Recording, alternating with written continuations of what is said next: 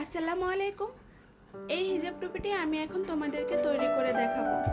কতটা অল্প সময়ে এবং কত সহজভাবে এই হিজাব টুপিটি আমি তৈরি করেছি সেটাই এখন তোমাদের সাথে শেয়ার করব।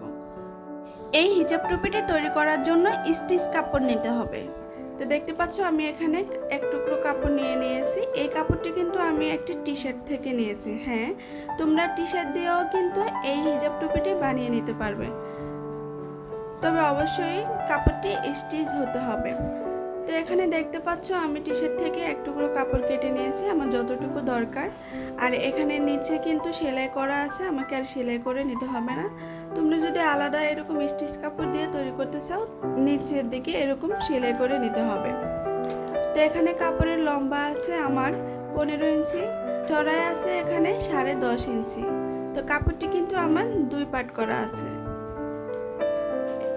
এখন খোলা যে অংশটা দেখতে পাচ্ছ এখান থেকে আমি এরকম একটু রাউন্ড শেপ দিয়ে মার্কিং করে নেব।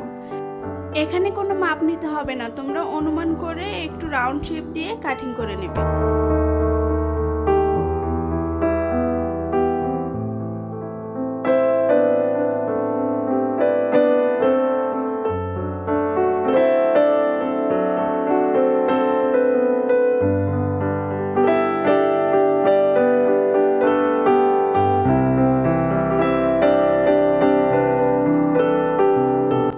এরপর এই খোলা অংশের দিকে আমাদেরকে একটি সেলাই দিয়ে নিতে হবে।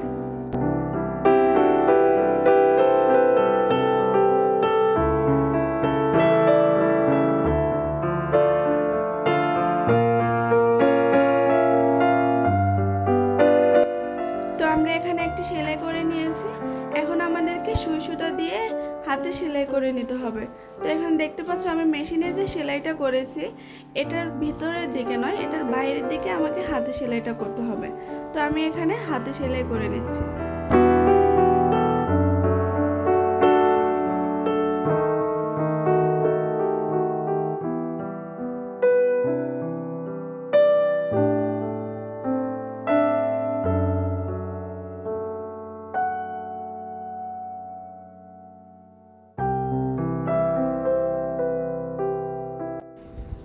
আমি এখানে ডাবল সেলাই করে নিয়েছি, তোমরাও এখানে ডাবল সেলাই করে নেবে, না হলে সেলাইটা ছিঁড়ে যেতে পারে।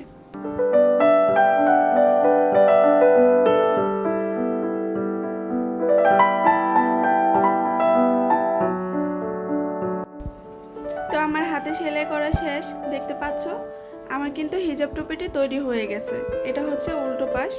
তো এখানে এই যে তোমাদের যদি সেলাই করা না থাকে, তোমরা যদি এমনিতেই কাপড় দিয়ে সেলাই করো হিজাব টুপিটি, তাহলে তোমাদেরকে এখানে 1 থেকে 1.5 ইঞ্চি পরিমাণ ভাঁজ দিয়ে সেলাই করে নিতে হবে। আর এই যে গেদাস তৈরি হয়েছে এটা থাকবে আমাদের মাথার পেছনের দিকে।